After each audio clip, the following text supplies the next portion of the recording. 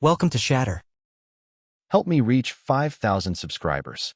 Support the video with a like and leave your thoughts in the comments. She pulled her hand away in the middle of a crowded subway, and that was the moment the siren finally went off in my head.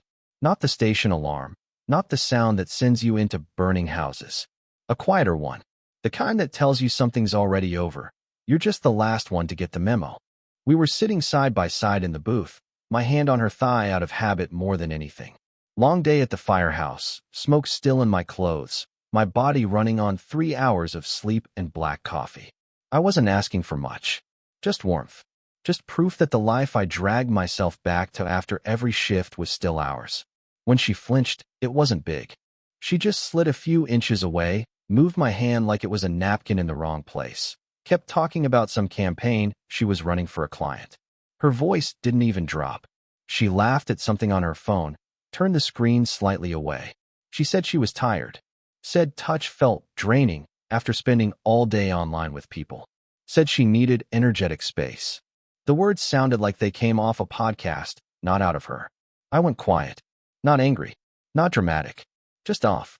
Like someone had flipped the breaker inside me. Across from us, a couple held hands over their plastic trays, fingers laced, eyes stupidly soft. I caught my reflection in the window behind them, sitting there in my uniform, shoulders rounded, hand now resting on the table like it had nowhere to belong. While she picked tomatoes out of her sandwich, her thumb kept scrolling. I caught flashes on the screen between bites, a private Facebook group, a flyer for a women's embodiment circle, a man's face in a small profile picture at the top of a live stream. Charismatic smile, 2 white teeth, the kind of guy who calls everything sacred and means none of it. She told me he was just a mentor hosting growth sessions. I remember the way her eyes lit up when she said his name, how she never looked at me like that when I walked back in from a 30-foot ladder with someone's kid in my arms. I didn't argue. I didn't ask who he really was to her. I just nodded, finished my sandwich in silence, and let my hand stay where she'd left it. Off her. Out of the way. That night, lying beside her while she fell asleep listening to his voice through her AirPods, I understood something ugly and simple. A woman doesn't have to sleep with someone to leave you. She just has to stop reaching back. I didn't know it yet, but that was the last time I reached for her first. I noticed the first crack a few days later, during a slow afternoon at the station, when my captain, Harris, pulled me aside. He wasn't the type to involve himself in anyone's marriage. The job already gave us more than enough ghosts to carry. But he'd seen her earlier that morning in the parking lot when she dropped off a charger I'd forgotten at home. He mentioned it casually, almost like he regretted saying anything the moment it came out. Said she looked different, lighter, like she was walking toward something instead of back to me. Said she was on the phone with someone, smiling in a way he hadn't seen from her in a long time. That part hit harder than it should have. Harder than a blowback of heat. Harder than falling through a roof. I didn't tell him about Subway. I didn't tell him how she turned away from my hand like it carried smoke.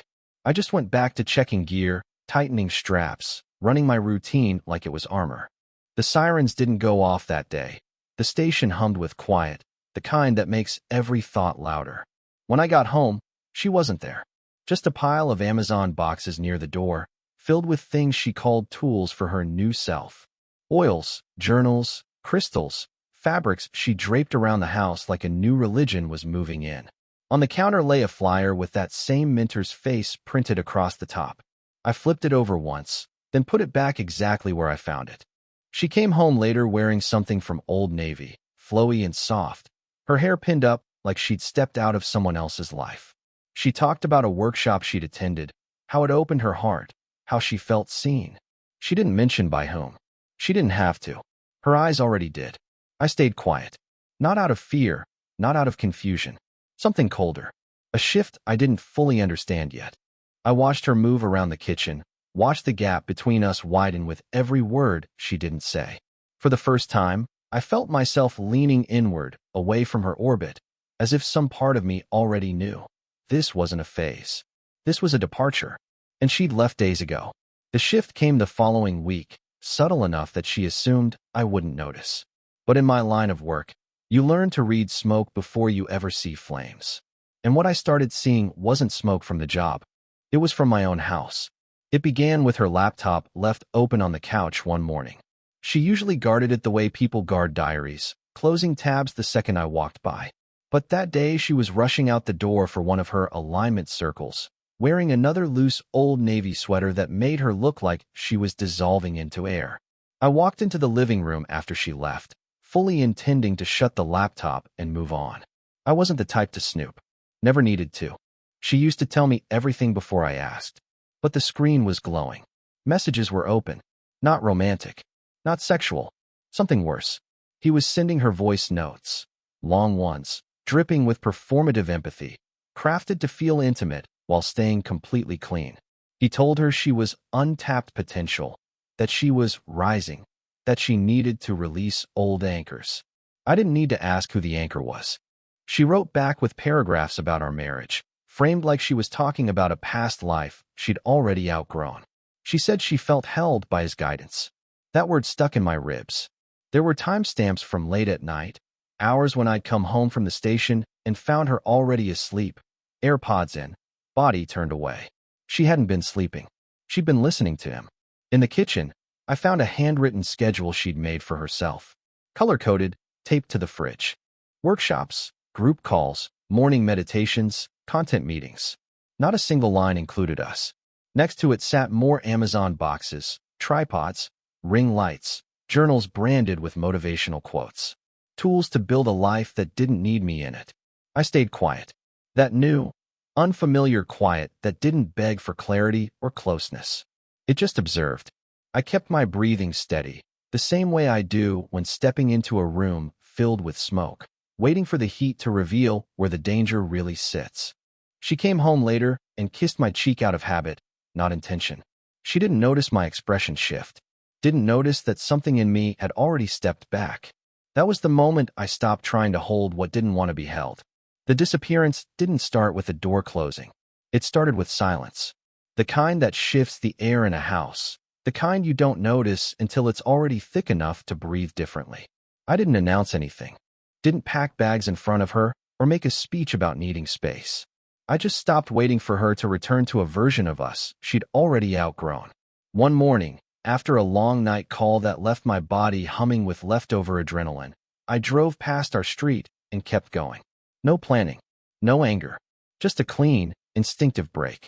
I ended up at Lowe's, walking the aisles like they were a cathedral.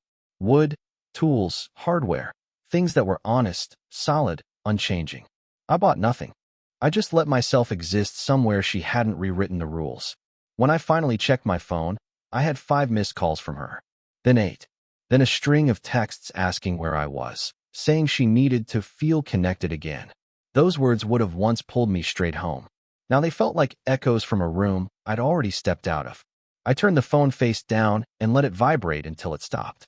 I checked into a small rental near the bay for a few nights. Simple place, clean, quiet. I slept for 12 hours straight.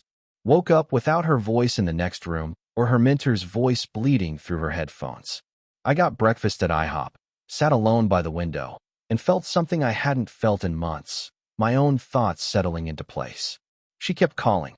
The messages shifted from confused to panicked, then softened into something that almost sounded like apology. She said she felt ungrounded. She asked why I wasn't reaching back. I didn't answer, not out of punishment, but because I'd finally realized the truth. You can't reconnect with someone who disconnected long before you ever noticed. At night, I walked the pier and watched couples pass by, hands linked without effort. I didn't miss her. I missed the man I used to be when her hand still stayed in mine. And for the first time, I felt the first flicker of the version of myself I was about to become. I didn't plan to look into him. I wasn't jealous, and I wasn't trying to win her back. But after a few days away, after enough unanswered calls from her to make the silence feel complete, I started thinking like a firefighter again. Not emotionally. Practically. You don't run into a burning building. You read its structure first. And the man she called her mentor had a structure that didn't look stable. It started when I returned home early one morning to pick up a few things. She wasn't there. The house felt staged, every blanket folded, every candle placed at the angles he preached about. More Amazon boxes sat unopened near the door, filled with things she thought would fix her life from the outside in. On the counter, her phone lit up with a notification. His name. A preview of a message he'd sent her before sunrise. It wasn't intimate. It was strategic. A script. Words designed to pull her further in. I didn't open it. I didn't need to. I'd already seen enough to know he wasn't just guiding her. He was building a dependency. I went into the backyard, sat at the table we'd built together years ago, and looked him up. Not through gossip. Through records. Public filings, workshops he'd sold, companies he'd opened and shut down, complaints buried under polished branding. I wasn't hunting for dirt. I was searching for the truth she refused to see. And the truth was simple. He was a salesman dressed as a prophet. I sent nothing to her. Said nothing. But I forwarded a few documents, just links, nothing else, to the coordinator of the retreat center he worked with. Open sources. Public records. Things they should have known before platforming him. I didn't claim wrongdoing. I didn't accuse. I just let facts breathe. A week later, quiet as a match dying in the wind, his schedule shifted. Workshops postponed. Retreat dates removed. His name slowly sliding off flyers like paint peeling from a wall. She noticed before she admitted it, checking her phone again and again, waiting for direction he could no longer provide. I didn't expose him. I didn't need to. I simply stopped treating him like someone untouchable. And without the pedestal she'd given him, he had nothing to stand on. The social hit didn't come from me. It never does. People think a marriage cracks in private, behind doors no one opens, but the truth is simpler. The world always notices before the couple does. And in our case, it started at her sister's house, during a small family dinner I hadn't planned on attending. I showed up because I no longer avoided anything. Distance had given me a strange kind of calm, the kind that lets you walk into a room already knowing you owe no one an explanation. She arrived late. Floaty dress from Old Navy, hair styled like a woman curating a new season of herself, smile polished but brittle. She hugged everyone a little too long, held conversations like auditions. She didn't come near me at first, not because she was angry, because she didn't know which version of me she'd find. The man she left behind, or the one who walked out without closing the door. Midway through dinner, her phone kept lighting up beside her plate. Notifications from groups she used to obsess over. Now they only made her fingers tremble. Her mentor's retreat page had gone quiet, his posts deleted, his upcoming transformations replaced with a single announcement about restructuring. She kept refreshing the screen like it owed her reassurance. People noticed. Her sister leaned toward her, lowered her voice just enough for the table to hear, and asked why everything connected to her spiritual guide was suddenly being questioned online. Her brother made a comment about how these self-proclaimed mentors always crash eventually. Her mother asked if she was okay, because she looked pale and thinner than last month. None of it was malicious.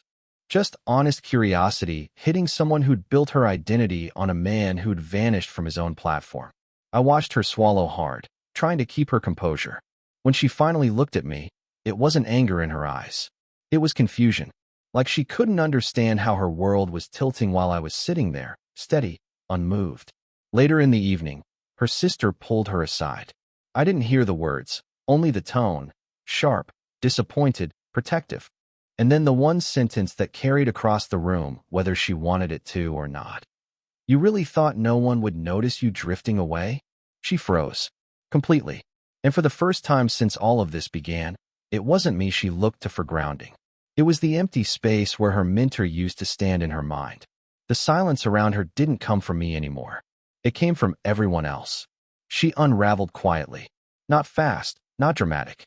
Just thread by thread, the way a sweater loosens after one pulled stitch. Her world had been built on digital air, groups, messages, live streams. The mentor she swore was expanding her spirit. When his presence collapsed, everything she'd leaned on went with it. And suddenly she was standing on ground she hadn't touched in months. Real life. Real silence. Real consequences. She tried to pretend nothing had shifted, but the signs were everywhere. The journal from Amazon sat untouched on the coffee table. The color-coded schedule on the fridge was half blackened with canceled sessions. Even the house felt different, less like a sanctuary and more like a stage she'd forgotten how to perform on. I stayed in the home, but not with her. We moved through the same rooms like two ghosts sharing a corridor. I woke before sunrise, drove to the station early, trained longer, stayed later. She would step into the kitchen as I stepped out, trying to make eye contact that landed on empty air. She asked once if we could talk, her voice thin, unsure. But the shift in me had already completed itself. I didn't snap, didn't accuse. I just answered with the kind of quiet that offers nothing to grab onto. A simple, steady silence that made her realize I wasn't withholding affection. I wasn't offering myself as a landing place anymore. Her friends noticed too. The ones from her women's circle stopped replying when the mentor's absence made their group lose momentum. Her colleagues at the agency kept their distance, unsure how to approach someone whose confidence had been borrowed from someone else. Even her sister, who had always been her shield, pulled back to give her space she didn't know how to fill. At home, she tried small gestures. Making dinner, leaving a blanket folded near the couch, wearing the old sweatshirt of mine she never used to take off. But these things weren't reaching me. I wasn't angry. I was simply gone, present in the room, but unreachable. I spent an evening driving the car, quiet, clean, electric, through the back roads outside town. No destination. No need for one. I parked near the bay and watched the water settle in the dark, thinking how easy it is for a person to lose themselves chasing something that was never real. She hadn't lost me. She'd lost the version of herself who believed she didn't need me. She finally broke the silence on a cold Saturday morning, the kind where the house feels larger than it is. I was sitting on the edge of the couch, tying my boots, getting ready to leave for a training shift I didn't technically need to attend. She hovered in the doorway like she wasn't sure if she was allowed to enter her own home. For months, she'd been the one pulling away. Now it looked like she was afraid I might vanish if she breathed too loudly. She asked if we could talk. Not in the lofty, coached tone she'd used during her growth phase, but in a voice that sounded stripped, uncertain, painfully human. I didn't answer right away. I didn't move toward her. I just waited, letting the quiet draw the line she once ignored. She said she'd been lost. Said she got caught up in a world that made her feel important, seen, needed. She talked about how the mentor filled a space she didn't know was empty. She admitted she'd pushed me away without realizing how far she'd gone. She said all this with her eyes fixed on the floor because looking at me seemed too heavy to manage. I didn't interrupt. I didn't rescue her from the discomfort she'd earned. I sat still, letting her words fall into the space between us like debris from a building that had already collapsed. She wiped her face once with the sleeve of an old sweatshirt, the same one she'd worn during our better years, trying to remind herself of the woman she used to be. When I finally spoke, it wasn't dramatic. I told her I'd been watching her drift for months while I stayed rooted in a life I thought we shared. I told her I didn't leave to punish her. I left because reaching for someone who keeps stepping back eventually becomes its own kind of emptiness. I told her I had changed, quietly, deliberately.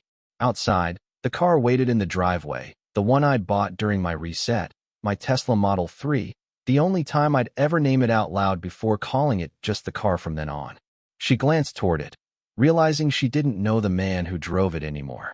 She asked if there was still a way back. I didn't answer, not because I wanted to hurt her, but because for once, the weight of the moment belonged to her, not me. Her collapse didn't arrive like a scream. It came as a slow, undeniable folding in of everything she thought made her untouchable. In the days after our conversation, she moved through the house like someone living inside a memory she wasn't ready to face. Every room reminded her of a version of us she'd traded for a world built on live streams and false awakenings. And now that world was gone, evaporated the moment its center disappeared. She tried to return to work, but even there the shift was obvious. Her coworkers tiptoed around her, unsure how to talk to the woman who once preached about alignment and energetic boundaries, but now sat at her desk staring at a blank screen. She wasn't fired. She wasn't shamed. She was just unseen. The digital glow she'd wrapped herself in had dimmed, leaving her exposed under normal fluorescent lights. One afternoon, I stopped by the house between shifts to grab a change of clothes. She was sitting on the floor in the living room, surrounded by Amazon boxes she'd never opened. Crystals, journals, books on empowerment, tools she bought to become someone who no longer needed me. They looked ridiculous scattered across the carpet, stripped of their meaning now that the voice that once told her she was ascending had gone silent. She didn't see me at first. She was holding one of the journals, flipping through pages she'd filled months ago, reading words that sounded like someone else had written them. Affirmations, promises, lines about releasing the past. She pressed her hand to her mouth, and I realized she wasn't crying from regret. She was crying because she was finally seeing the truth without anyone else interpreting it for her. When she noticed me, she straightened as if trying to rebuild her posture from the inside out. She opened her mouth to speak, but no words came. Not because she had nothing to say, because she finally understood that apologies don't rebuild what distance breaks. I didn't step toward her. I didn't kneel beside her. I didn't offer comfort. I simply stood there, steady, the way I've stood inside burning rooms waiting for heat to roll back so I can see what's left. And in that moment, her memories flooded in. Not the spiritual highs, not the circles or mantras, real memories. My hand on her back during her worst year. My voice grounding her during storms she'd forgotten she'd survived. The dinners at Subway where I was still the man she reached for first. All of it hitting her at once. Reality finally caught up, and she realized I wasn't her anchor anymore because she had let go first. The final moment between us didn't arrive with shouting or heartbreak. It came in a stillness so complete it felt like the air paused to listen. Days had passed since I found her on the floor with her abandoned journals, and we'd been orbiting each other quietly, two people sharing a house, but not a life. I woke early that morning, the kind of early that comes from habit, not duty. I brewed coffee, gathered my gear, and stepped outside to breathe the cold air before heading to the station. She followed me out onto the porch, barefoot, wrapped in one of my old hoodies like she was trying to borrow warmth from a time she couldn't step back into. She looked tired in a way that wasn't about sleep. Tired in the soul. Tired from holding onto illusions that finally fell apart in her hands. She said she understood now. Not everything. She wasn't pretending that, but enough. She said she'd lost herself trying to become someone elevated, someone polished, someone validated by a man who sold certainty the way other people sell merchandise at Lowe's.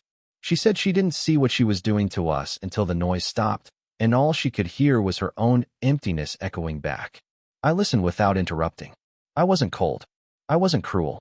I was present, steady, grounded in a way I hadn't been in months. She took a small step toward me, reaching out, not with desperation, but with something closer to honesty. It was the first time she'd reached for me in what felt like forever, but by the time her hand lifted, mine was already occupied. I didn't flaunt it. I didn't hold it up for her to see.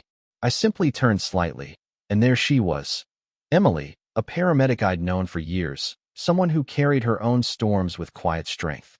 We'd grown close over long nights on shift, not through intensity, but through the simplicity of two people showing up for their lives fully. Holding her hand felt natural, not symbolic. Real, not reactionary. My wife froze, not from anger, but from understanding.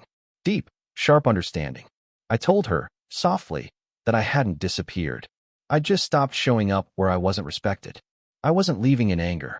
I was leaving because the version of me she once pushed away had learned to stand without waiting for her to return. As I walked toward the car with Emily beside me, my wife didn't call after me. She didn't beg. She just stood there in the cold morning light, realizing the silence she once demanded had finally answered her back. And for the first time, the ending didn't hurt. It just felt true. Been through it. When they crossed a line, and you made sure they felt it.